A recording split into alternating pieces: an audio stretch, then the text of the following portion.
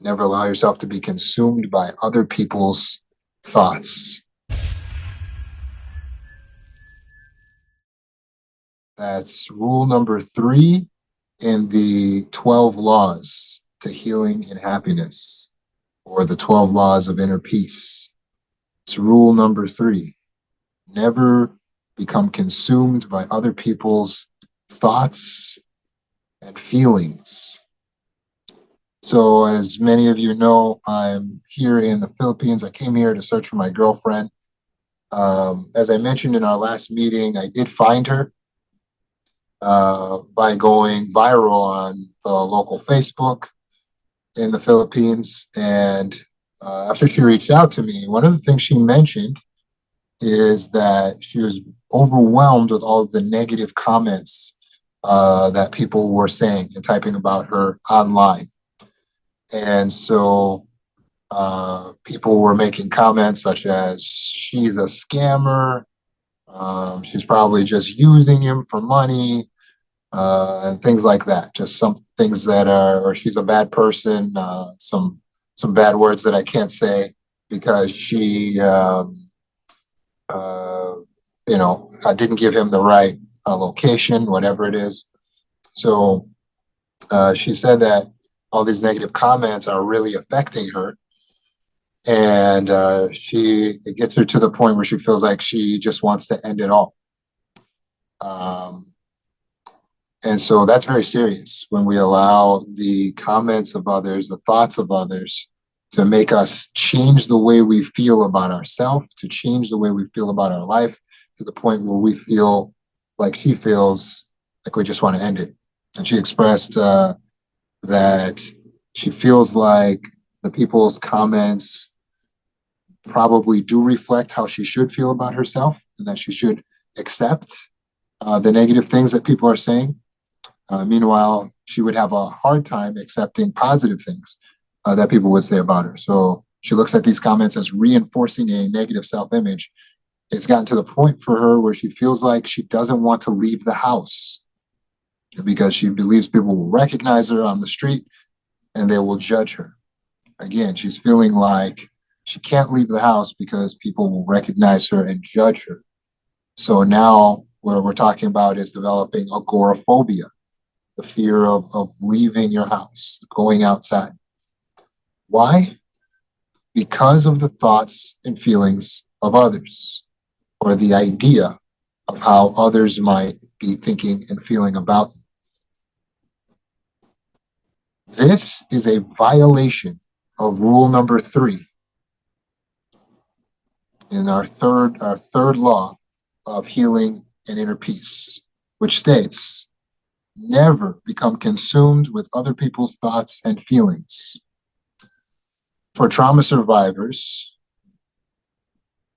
they are almost always consumed with other people's thoughts and feelings until they can't take it anymore, and then they click out, and then they shut everyone off. They either ghost or they run away, and they try to just shut out other people's thoughts and feelings because they don't know how to regulate their overconsumption and their engulfment with what everyone else is wanting, what everyone else is thinking. And so it goes. Hypervigilance is a trauma response in which usually someone who was abused as a child or a prisoner of war is watching all of the body language, all of the actions of a person to try to identify if they are safe or not, if the person may be mad, if the person might be upset about something or might not like them or might be judging them. And so with hypervigilance, you're examining the micro expressions and saying, oh, he moved his glasses right there. Oh, he's stroking his chin. Or listening to the tone of voice or the footsteps or the way the keys go into the jar. All of those things trying to read the emotion of your loved ones so that you know if you are safe, because you feel that if they're judging you, if they're thinking something bad about you, if they're upset with you, then you're not going to be safe. Hypervigilance is a maladaptive way of trying to live your life. We do not have a special gift in reality of being able to read other people. I know you might have told yourself that. You might have been told that yourself, that you have a special gift for reading people. This is an incorrect assessment of your world and your life, and it will not serve you well. You do not have a special gift for reading people. What you are doing is you are trying to keep yourself safe because you are scared, you are living in fear. And that is hypervigilance. It's violating rule number 3. You're becoming consumed with other people's thoughts and feelings. So, what do we need to understand in order to get out of hypervigilance? Well, simply that we can't really know what someone is thinking. Mind reading is a fallacy. To help yourself to grasp this concept, just look at my face right now. What is this face? What is that face? What was I thinking there? What is that?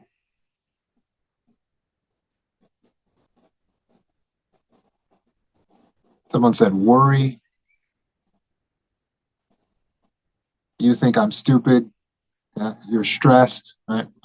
Anguish, okay, disappointment, right? So a lot of what we're reading is that maybe the person's thinking something bad about us. So if I was right across from you and I could see you, I might be thinking, oh, he's doing that because he's mad about me. But this expression, this person is annoying me, but it is also I let this person down again. Oh, I let this person down again. It's the same expression as, oh, this person is so annoying. Or, oh, I have so many things to do when I get home. It's the same expression. So what's the point? The point is you can't read what people are thinking, so stop trying. It's not your job to anticipate what it is they're thinking so that you can be ready and to try to keep yourself safe. That's not your job. That wasn't a gift you were given. So yeah, we have body language. It's an aid, but of all the languages, because any language can be misinterpreted, body language is the easiest to misinterpret, is the most misinterpreted language. The reality is we don't know what someone is thinking, why someone is looking like this, or you have to ask, hey, can I ask, is everything okay? What are you thinking? What are you thinking about me? And you'll be surprised to find out it ain't about you. The world does not revolve around you. Half the time, they're worried about their own stress, their own problems.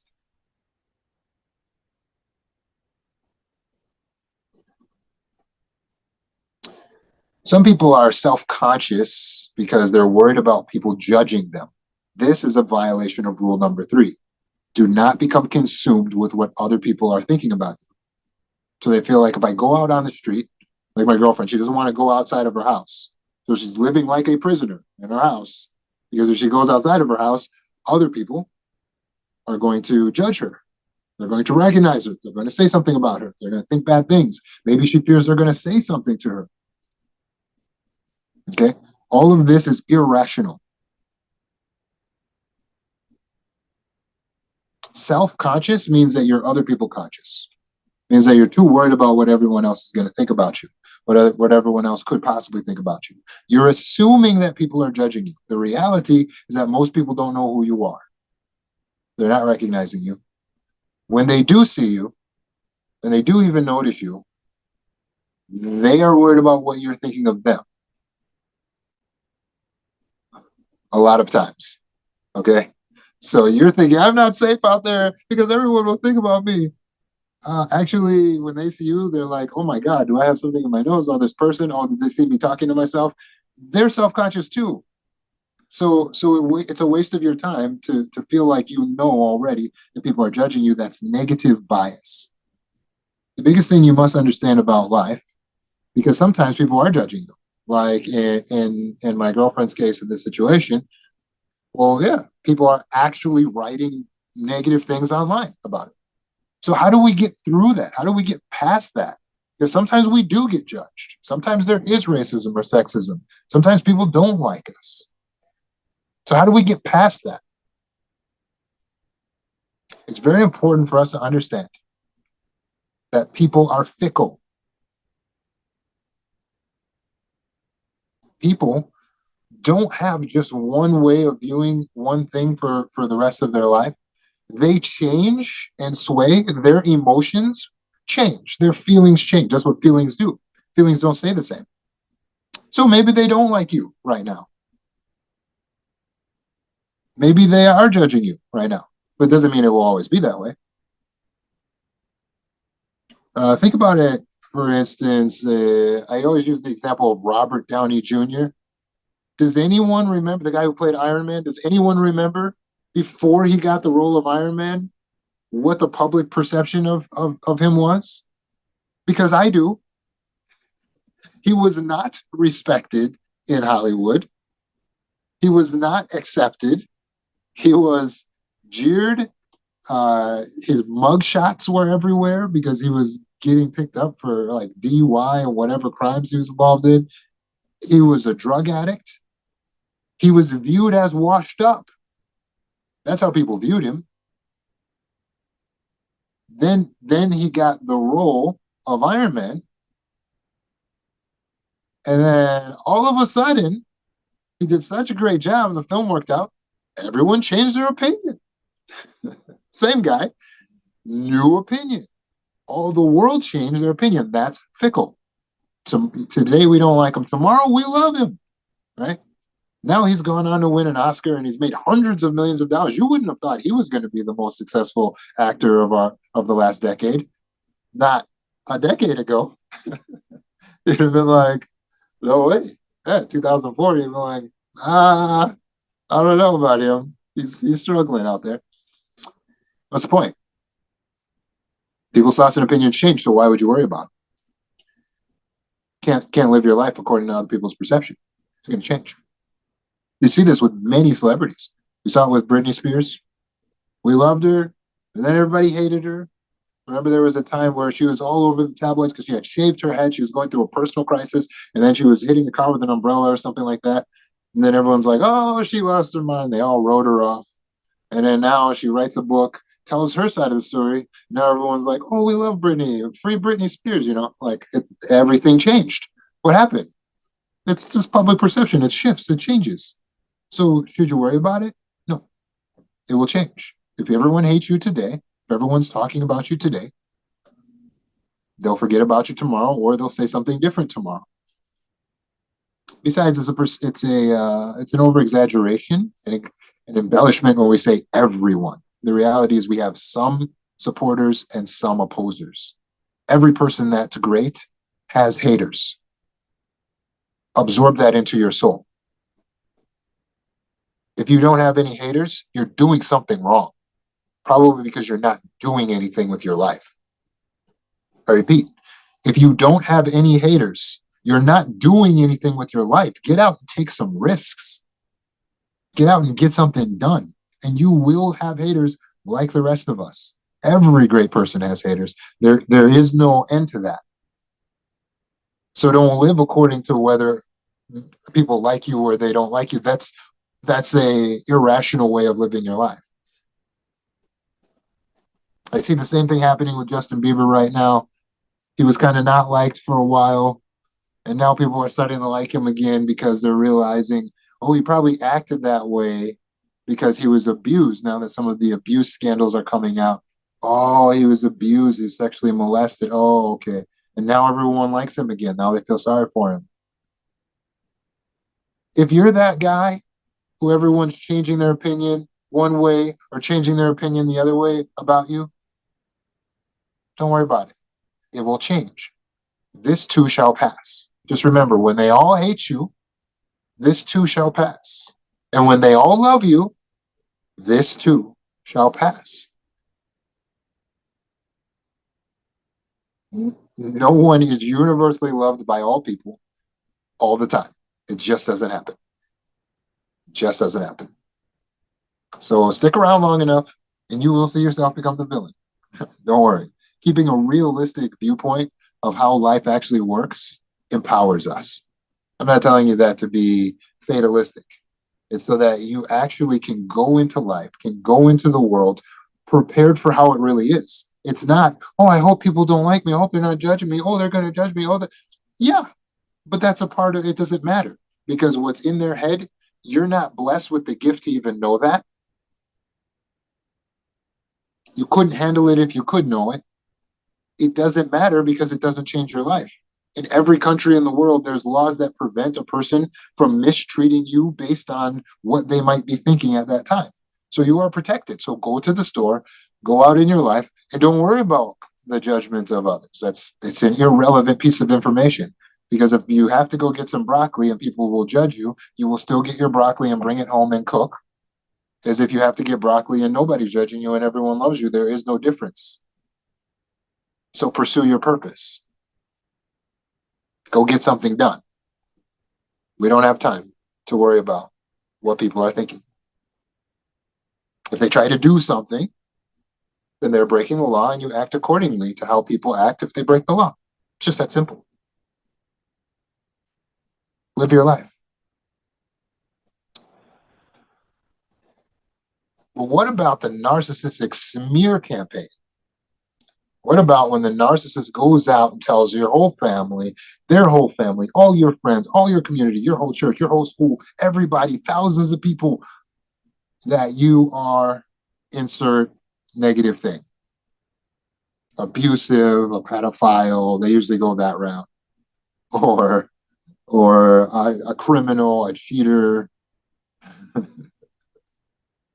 right?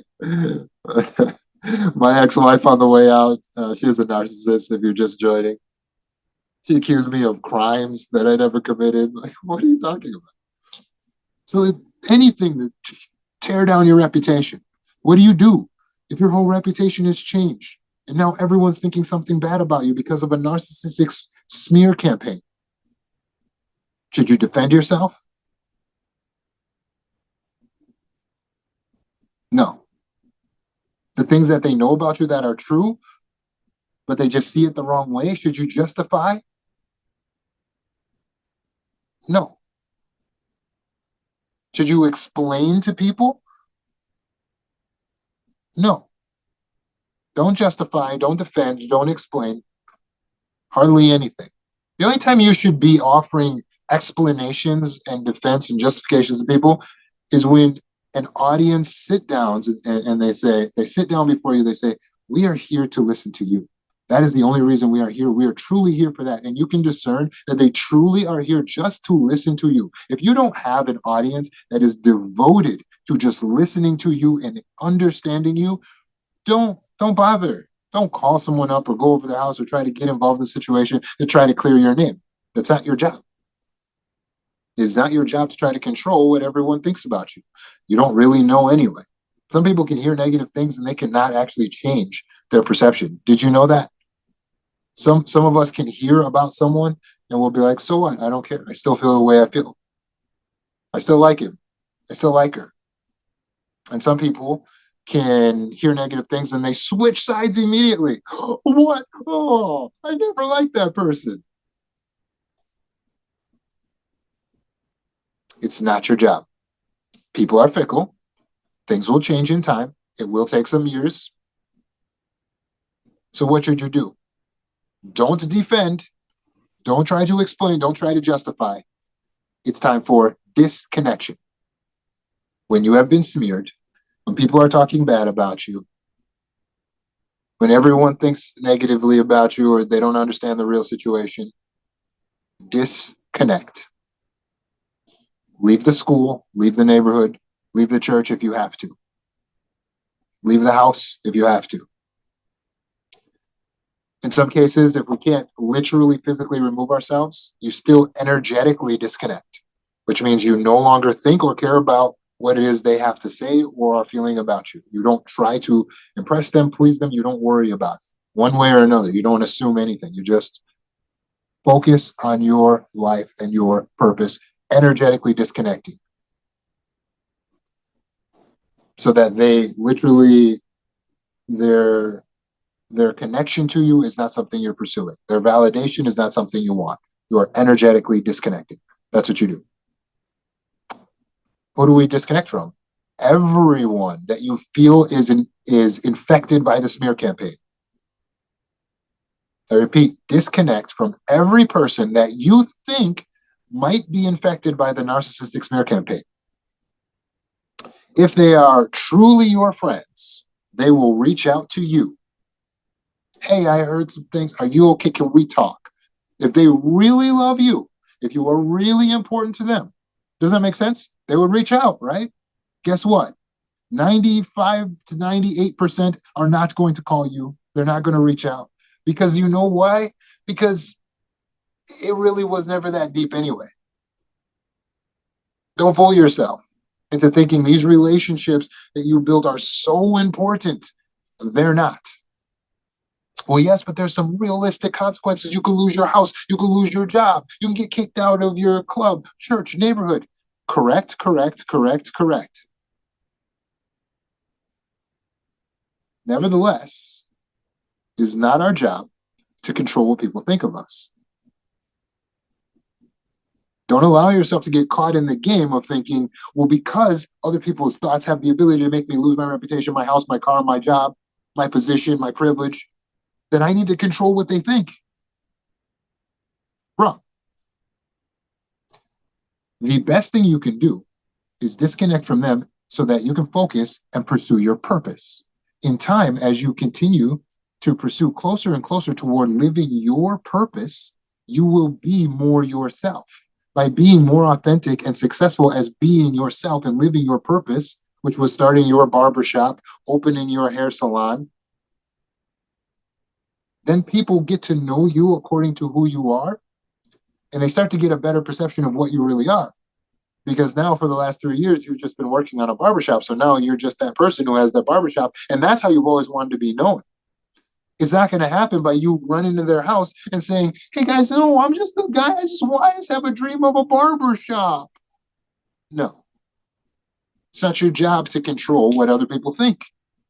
It's fickle anyway. They're going to change when they see you in your purpose. You started your own group over here. You started teaching people, children, language, teaching adults to read. They see your works.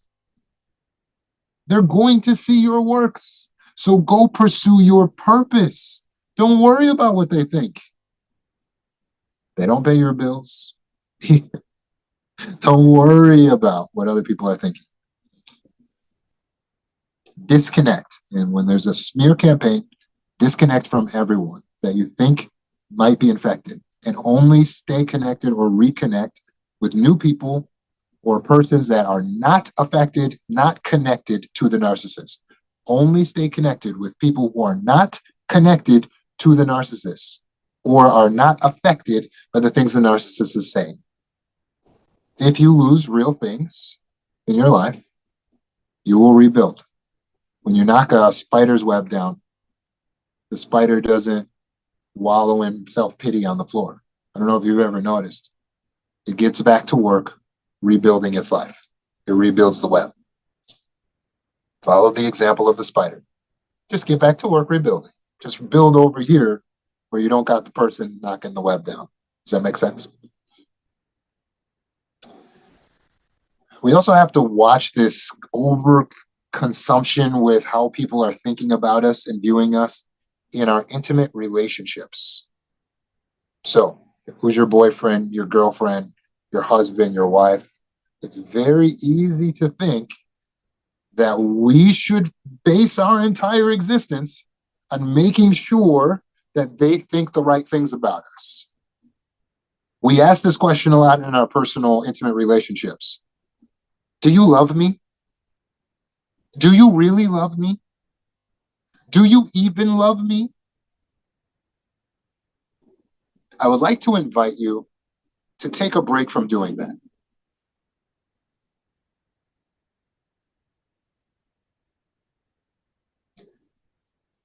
It is not our job to control the way a person feels about you. It's not your job to make your spouse love you or to keep them loving you. I know it goes against the programming from years of programming, so I'm going to repeat it. It's not your job to make your spouse love you.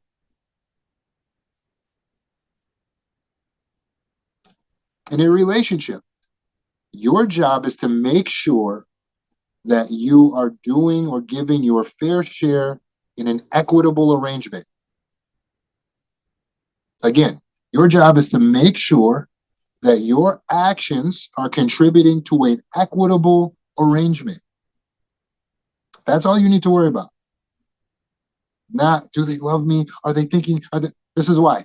Because love is not just an emotion that sweeps over us. And if they have it for us, then they're meant for us. And if they don't have it for us, then they're not meant for us.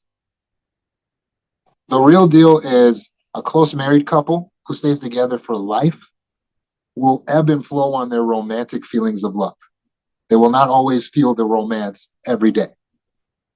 They would stay together on a principled love because the love is a choice, it is a decision to focus on all of the positive qualities and attributes of said object and to do the actions that are beneficial and positive towards that object.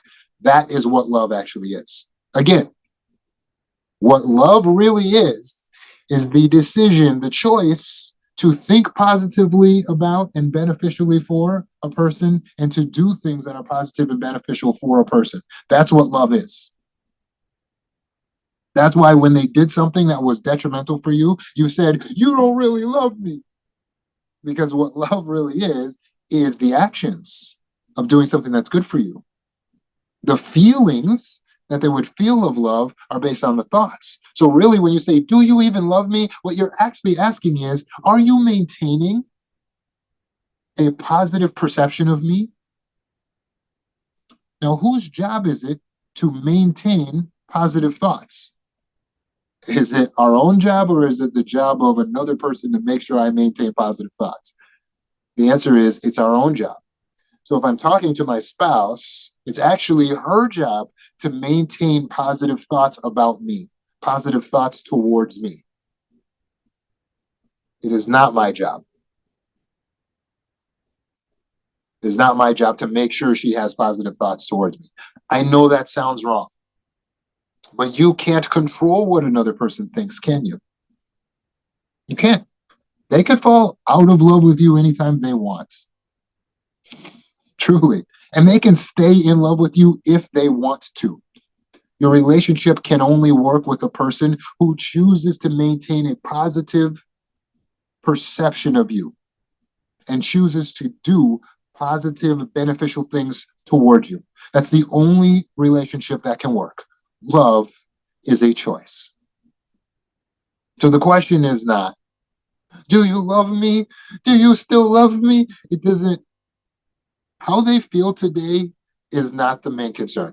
What you need to ask yourself is, am I doing the actions of an equitable arrangement? What that means, by the way, because that might sound like big words, all relationships are transactional. In other words, you're giving something and you're getting something.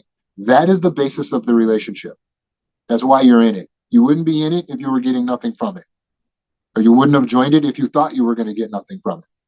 They wouldn't be in it if they thought they were going to exchange their love, time, attention, beauty, body talents for some of your love, time, attention, beauty, body talents. You have resources, they have resources. You're going to make an exchange of resources. That's why you guys got together.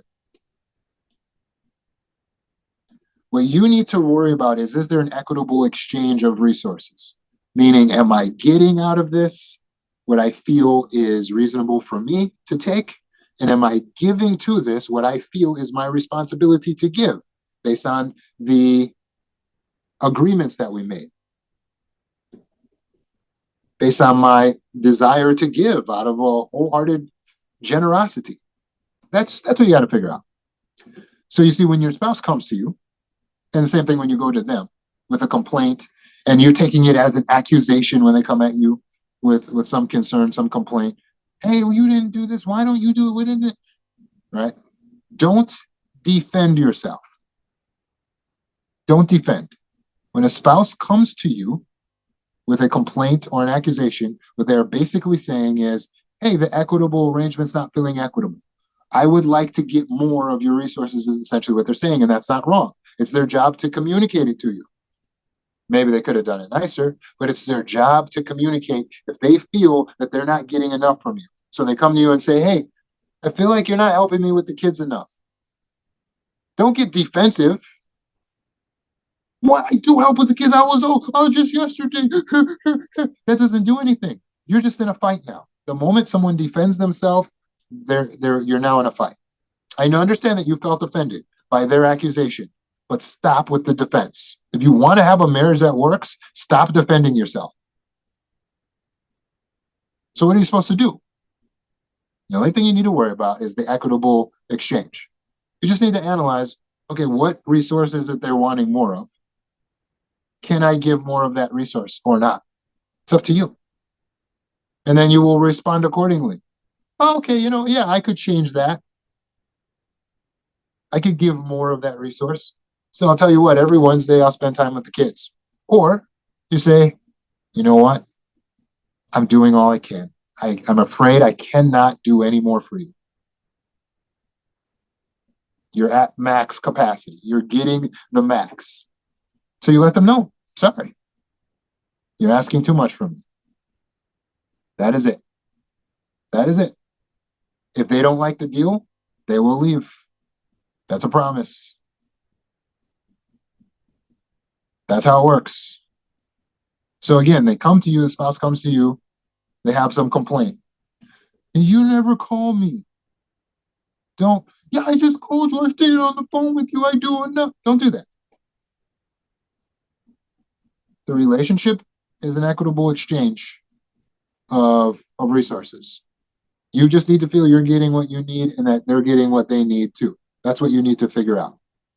So right now they're telling you you don't call them. So you analyze for yourself. Could I call more? That's what they're wanting. Or not.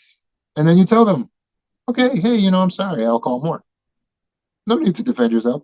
Or if you feel you cannot call more, then you simply say, I'm sorry.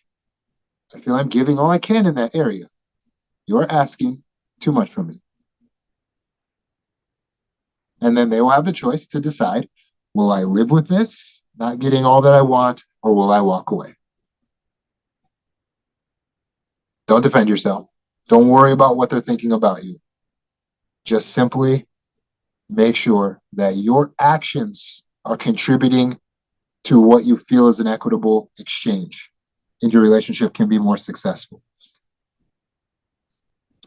So if you've ever felt like you can't handle all the negative comments that people are making about you, the judgment that people have toward you, if you've ever felt like you can't handle all the thoughts and the feelings of others,